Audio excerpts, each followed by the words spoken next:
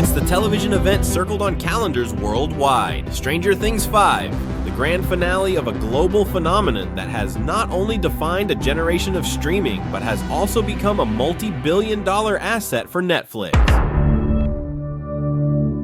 But what if the most mind-bending mystery isn't what happens to Eleven or the fate of Hawkins, but the intricate, high-stakes financial chess game Netflix is playing with its release? They're not just concluding a beloved story, they're executing a meticulously crafted business assault designed to fortify their empire. And the unvarnished truth behind their audacious three-part strategy reveals far more about the future of your subscription, your viewing habits, and the brutal landscape of the streaming wars than anyone at Netflix is openly admitting. Forget the Demogorgon.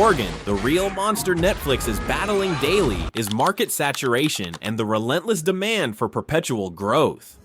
This isn't merely about giving fans a sentimentally drawn-out goodbye to characters they've grown with. This is a calculated, strategic strike in an evolving war for your attention, your loyalty, and ultimately, your wallet. Netflix, despite its strong reported performance and impressive subscriber figures topping 300 million globally in early 2025, operates under the immense, unyielding pressure of shareholder expectations and a fiercely competitive market. The ghosts of past subscriber slowdowns, the ever-present, insidious threat of customer churn, and the hungry pack of well-funded competitors, think Disney, Amazon, Max, mean every single move with a crown jewel IP like Stranger Things isn't just a creative flourish, it's a financial lifeline. It's a strategic masterstroke designed to rewrite the rules of audience engagement and monetization.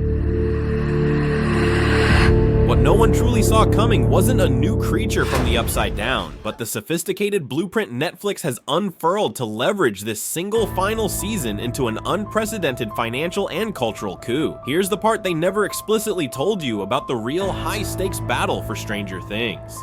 The first, most critical piece of this intricate puzzle, subscriber loyalty, or perhaps more accurately, engineered subscriber captivity. Netflix understands intimately that the binge model, the very consumption pattern they championed and normalized, can be a devastating double-edged sword for their bottom line. Imagine dropping all 8 movie-length episodes of Stranger Things 5 simultaneously. A dedicated, passionate fan, and there are tens of millions, could easily sign up, devour the entire season in a single adrenaline-fueled weekend, and then hit cancel subscription before the next billing cycle even registers.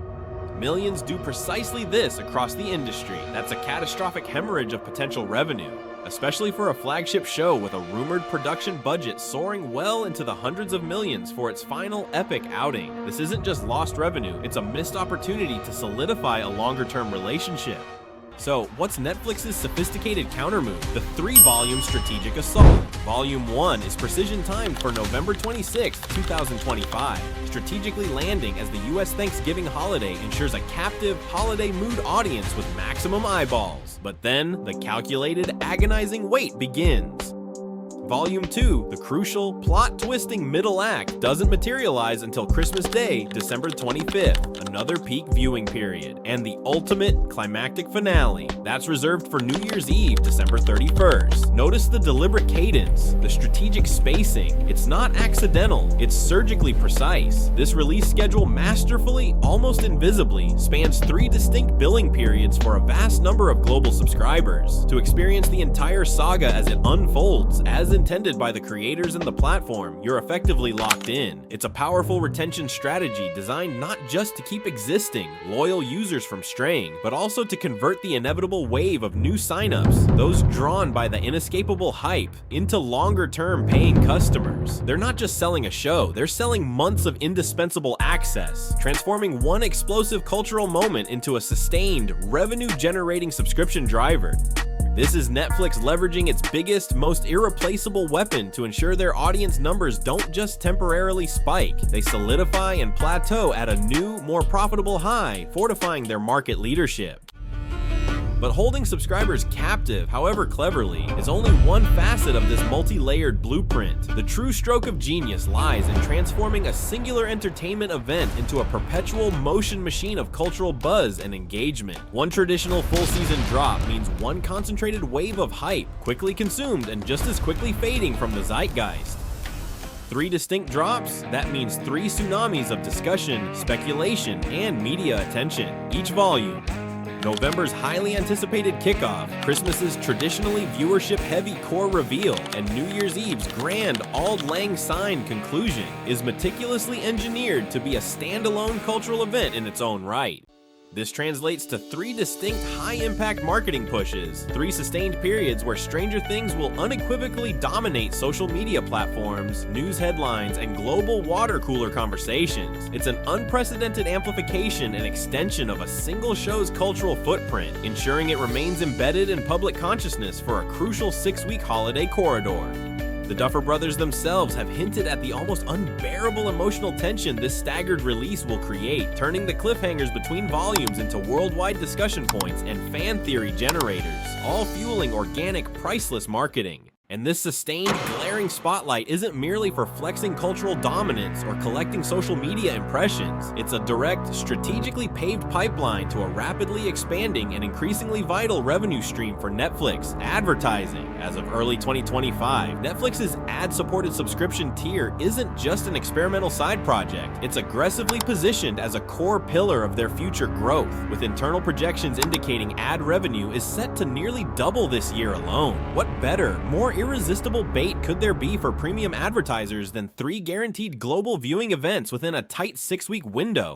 All featuring the platform's most eagerly anticipated content? Each volume premiere offers a fresh, highly coveted slate of ad inventory. Imagine the global brands, from automotive to tech to consumer goods, clamoring, checkbooks open to align themselves with the Stranger Things finale, not just once, but 3 times, capturing distinct holiday buying moods. This isn't simply content release, it's a masterclass in meticulously monetizing hype, a strategic move designed to squeeze every conceivable advertising dollar from their most valuable, universally recognized asset. The insider truth, the one whispered in marketing boardrooms, is that Netflix's ad sales department likely had as much, if not more, input into this intricate release schedule as the acclaimed showrunners themselves. There's yet another, often less discussed but equally critical, strategic layer to this meticulously phased rollout: the sheer, unadulterated, almost terrifying scale of Stranger Things 5.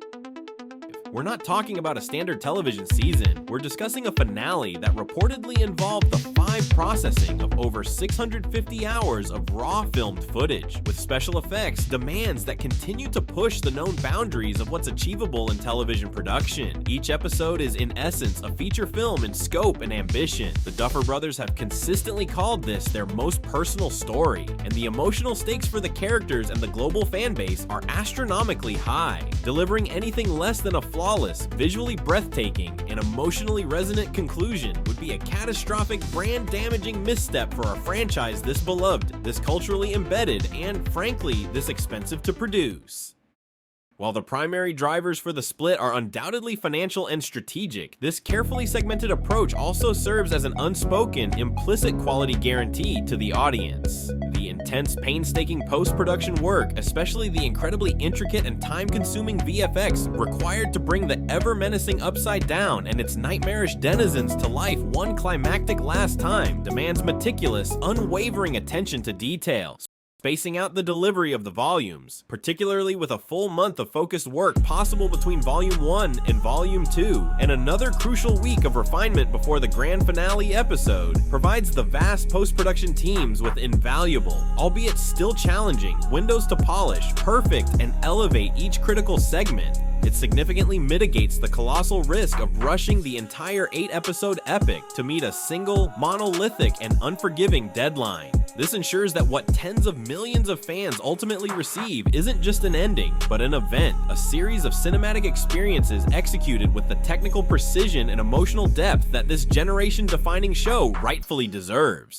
They aren't just managing hype, they're meticulously managing the monumental, pressure-filled task of absolutely sticking the landing. So what does Netflix's intricate, almost diabolically clever dance with Stranger Things 5 truly reveal about their game plan? It's far more than just an intelligent release schedule for their biggest hit show. It's a crystal clear, boldly drawn blueprint of the future of streaming as Netflix envisions it. A future where your monthly subscription isn't just about passive access to a library, but about participation in timed, curated, and highly monetizable experiences. Experiences designed to maximize your sustained engagement and, consequently, their revenue per user. It heralds a future where the traditionally distinct lines between content creation, sophisticated marketing genius, and hard-nosed financial engineering are not just blurred, but perhaps entirely symbiotically intertwined. This three-part finale is Netflix unequivocally flexing its considerable market muscles, demonstrating an almost arrogant level of confidence in its intellectual property and its sophisticated understanding of audience psychology and behavioral economics. They're banking heavily on the globally established fact that the Stranger Things story is so compelling, the brand so ubiquitously powerful, that you, the viewer, will wait. You will keep paying your subscription fee through the holiday season, and you will talk about it incessantly, becoming an unwitting part of their viral marketing engine. And based on all available data and past performance, they're probably absolutely right. But this strategic pivot also signals a landscape where the casual freedom of binge-watching your favorite show entirely on your own terms might increasingly become a calculated premium privilege, not an automatic given. The real upside down for viewers could be a media world where every click, every view, every choice, and every month of your subscription fee is meticulously factored into a much larger, much more profitable, and perhaps slightly more manipulative game than you ever truly imagined. The ultimate question is, now that you see the blueprint, how do you feel about being such an integral, predictable cog in their grand, multi-billion-dollar design?